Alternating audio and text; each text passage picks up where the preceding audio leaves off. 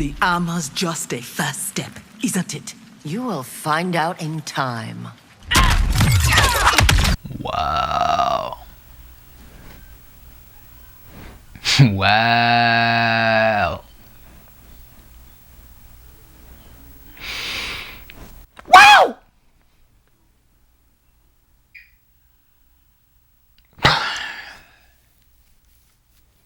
Why?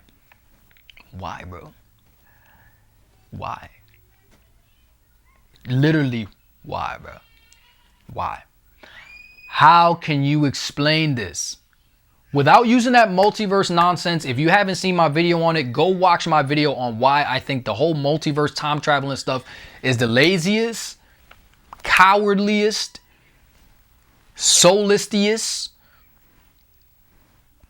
excuse for a plot device that there is. That's just pervading every single creative artistic thing that we love. Okay, there's different universes, right? But you specifically chose everything about this. Let's not forget in this whole multiverse fiasco that the writers are still deliberately choosing what character has what features, how they talk, how they walk, the laws of physics, right? This multiverse thing is very obviously just a poor excuse to run away from whatever wall you've written yourself into, or if the actors go on strike or just get lazy and don't feel like writing no more, the CEO could just throw some freaking random multiverse Armageddon fanfiction Wattpad story up in there. Why didn't you give Cyrax and Sector 2 heads or 3 heads? Why didn't you make them 3-legged? Why didn't you make Cyrax a white woman? You kept the black part, but you made Cyrax a woman. Curious. Why not make Jax a Chinese old lady? What are the parameters, right? What are the, where does it end as to what you change and what you keep? The writers are clearly making a deliberate choice on what characters, how they want to portray them. Mortal Kombat has had some compelling female characters. Katana, Melina, Jade, Shiva, Serena. Later on, it just seems like they didn't know how to make cool female characters. Like when you look at Kira or when you look at Tanya's Devora, hated by everybody. Farah, as in Farah from the Farah Tor duo. Even Lee May was just like. So now you're gonna take 2 iconic characters that are male, you know that they have a big fan base, and you're just gonna turn them female. Like I said, it's lazy and it's cowardly. Instead of just either making a brand new female character to lead and putting all your eggs in that basket and saying like, yeah, this is gonna be the lead character, or even taking Kira, a character that is hated, Su Hao. Instead of taking these characters and trying to like take that opportunity that you have with this multiverse stuff for reinventing them as Mortal Kombat 1 was supposed to be, you still focus on the characters that are already loved, but then you're gonna gender swap them. Why not put your money where your mouth is, saying that Mortal Kombat is a complete reimagining, and really, instead of taking characters that are already beloved and ruining them, trying to tweak them like y'all did with Havoc, turning him into Dairu, why don't you take characters like Su Hao that are not liked, Kira that are not liked, do how y'all did Stryker. Like nobody cared about Stryker, but then when Stryker came back from Mortal Kombat 9, he was like reinvented, right? Even in Mortal Kombat 11, Stryker had a brand new fit.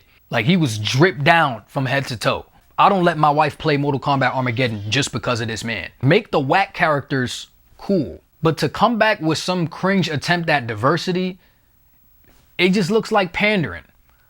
Because we know darn well, y'all not gonna turn around and turn Liu Kang into a white woman. Y'all not gonna turn around and turn Jackie Briggs into a white woman. And y'all not gonna turn Jackie Briggs into a white man neither. And if they do, you could completely disregard my whole video.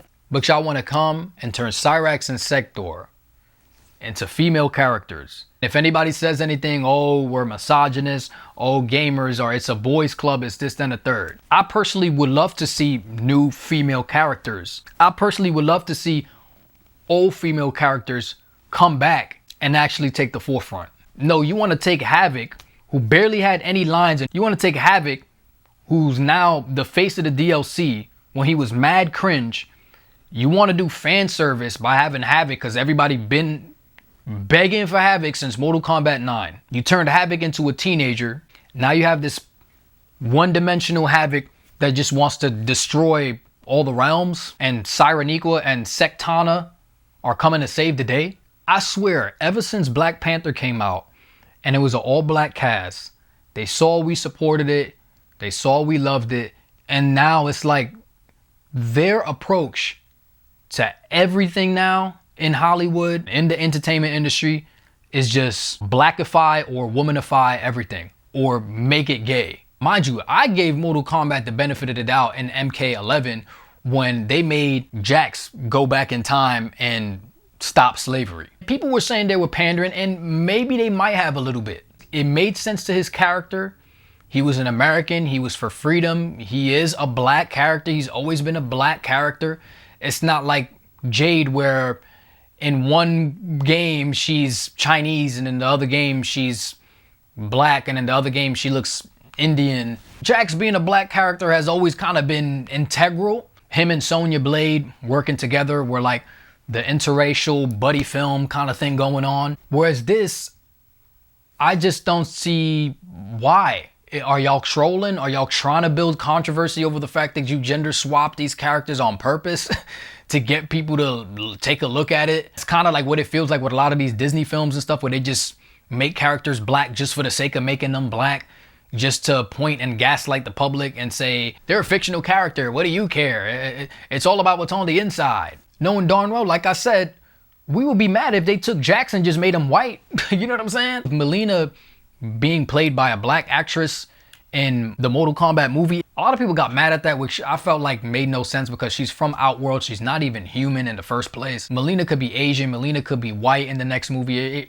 It really wouldn't matter. When you have characters that are explicitly human, like Cyrax and Sector, the way humans politic starts to come into play. One of my favorite movies is Chronicle. It reminds me of when they were going to come out with Chronicle 2 and they were talking about it. You don't even know what the story is going to be about. Your first thing in your mind is whether it's going to be a woman or not. A lot of movies and a lot of video games, like that's how they make their characters now. The message is diversity. Like that's the first thing that's on their mind. The story is diversity. The story is, I want to make a movie about a black woman. I want to make a video game where there's a female Asian lead. I want to make a movie with a trans disabled person, and they just make caricatures. It's either that or they take beloved characters and they race swap them or gender swap them or whatever swap them, and literally nobody asked for this. It's just a cheap way for them to reach their diversity index so they can look good for investors. Well, when you learn about the Corporate Equality Index, you might think differently as to why companies are all of a sudden being so forward with their political ideologies. The CEI score is administered by the Human Rights Campaign, the largest LGBTQ political lobbying organization in the US. Companies are rewarded with essentially a social credit score based on how inclusive they are. Investors often consider a company's CEI score as an indicator of potential future backlash over human rights violations or other controversies. The biggest problem with this score is that you'll never know the difference between an actually progressive, inclusive company and one that's just trying to get a higher score to look good for investors. Nobody in the audience asks for this or wants this, whether they're on the right or the left politically. Leftists would see this as obvious liberal pandering. It feels very patronizing. The fact that y'all just throwing a bone rather than just creating brand new diverse characters. Let's say they made a brand new lesbian character. Could they make that character stand on their own and be relatable to everybody and be compelling and interesting besides the fact that they're gay and a woman? Like, can they make a compelling character, or would they rather just go and make Melina gay? Because everybody already loves Melina. So if she's gay, they'll be like, oh, okay, we don't care. We love Melina anyway, so just make her gay, and now she's a female lead who's also gay. So now you look more progressive as a company because one of your most beloved characters is gay. But you couldn't make a gay character from scratch. You gotta go back and retcon and make a character gay. You obviously don't expect us to just like be like, okay, whatever, shrug. At this point, y'all want the controversy. And yeah, I'm sitting here being part of the problem, giving it to y'all. It's not controversial at this point. It's just sad. It's corny. It's lame. This is the new Mortal Kombat. This is what y'all have to give us? This lame story about a villain that just wants to destroy everything, and that's real lame, real corny, bro. And then after this, what's next? Are we gonna get the next Havoc? How many Havocs are there? There's an infinite amount. Because of this whole multiverse thing. All right, we got Cyrax and Sector. If they get killed off, no worries, my friends, because we're gonna get Sectaniana, the Puerto Rican version, and Irax, the also speaking South African, who's transmasculine and is in a wheelchair that shoots nets and bombs out of it. It sounds type fire when I say it, but why would the Lin Kuei give you a disabled robot? But but I do look forward to Goratenya Marie, who will be appearing. I heard her weapons are gonna be 3 plátanos and a guayo. Giggity, it's your biggity boy. I'ma holla at you.